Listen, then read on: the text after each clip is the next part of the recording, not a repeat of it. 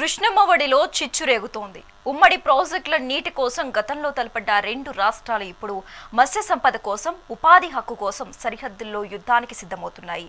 ఎక్కడి గొంగలి అక్కడే అన్నట్టుగా దశాబ్దాలుగా సాగుతున్న జీవన పోరాటం ఇప్పుడు ఘర్షణకు దారితీసింది.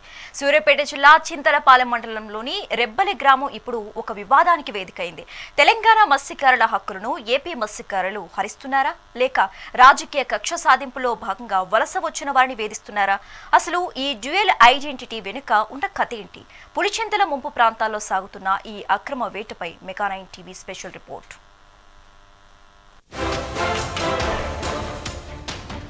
సూర్యాపేట జిల్లా చింతపాలెం మండలం పరిధిలోని రేబల్లి గ్రామం. ఒకప్పుడు ప్రశాంతంగా ఉండే ఈ కృష్ణా తీరం ఇప్పుడు రణరంగాన్ని తలపిస్తుంది. పులిచింతల ప్రాజెక్టు నిర్మాణం తర్వాత మేళ్ల చెరువు, రేబల్లె, మఠంపల్లి మండలాల్లోని పలు గ్రామాలు జలసమాధి అయ్యాయి. ప్రభుత్వం వీరికి పునరావాసం కల్పించి కొత్త జీవితాన్ని ఇచ్చింది. అయితే ఇక్కడే అసలు చిక్కు వచ్చిపడింది. ముంపునకు గురైన పాత ఇంటి నంబర్లను అడ్డుపెట్టుకుని కొందరు ఏపీకి చెందిన వ్యక్తులు ఇక్కడ తిష్ట వేశారన్నది స్థానిక మత్స్యకారుల ప్రధాన ఆరోపణ. ఆంధ్రప్రదేశ్ నుంచి వచ్చిన సుమారు 30 కుటుంబాలు తెలంగాణకు అక్రమంగా నివాస ధృవీకరణ పత్రాలు సృష్టించారని స్థానికులు మండిపడుతున్నారు.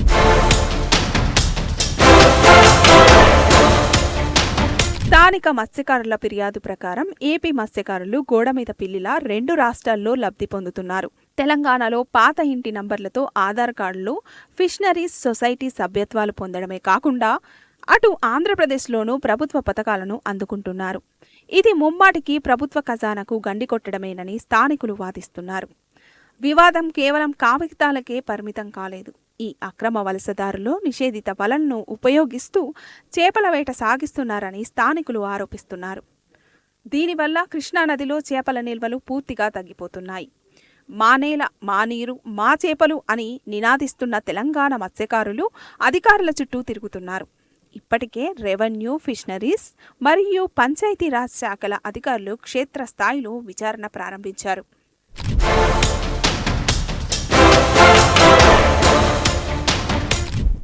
మరోవైపు ఆరోపణలు ఎదుర్కొంటున్న మత్స్యకారుల వాదన మరోలా ఉంది.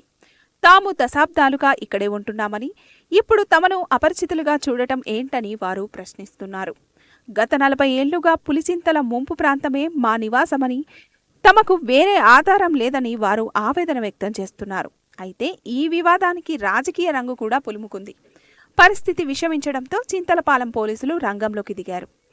ఇది కేవలం రెండు వర్గాల మధ్య గొడవ మాత్రమే కాదు, రెండు రాష్ట్రాల సరిహద్దుల్లో శాంతి భద్రతల సమస్య. పోలీసులు ప్రతి ఒక్కరి ఆధార్ కార్డులు, నివాస ధృవీకరణ పత్రాలను క్షుణ్ణంగా పరిశీలిస్తున్నారు. నిజం నిప్పులాంటిది, ఎప్పటికైనా బయటపడుతుంది అన్న నమ్మకంతో అధికారులు లోతైన దర్యాప్తు చేస్తున్నారు. అక్రమంగా పత్రాలు సృష్టించినట్లు తేలితే క్రిమినల్ కేసులు నమోదు చేస్తామని హెచ్చరిస్తున్నారు.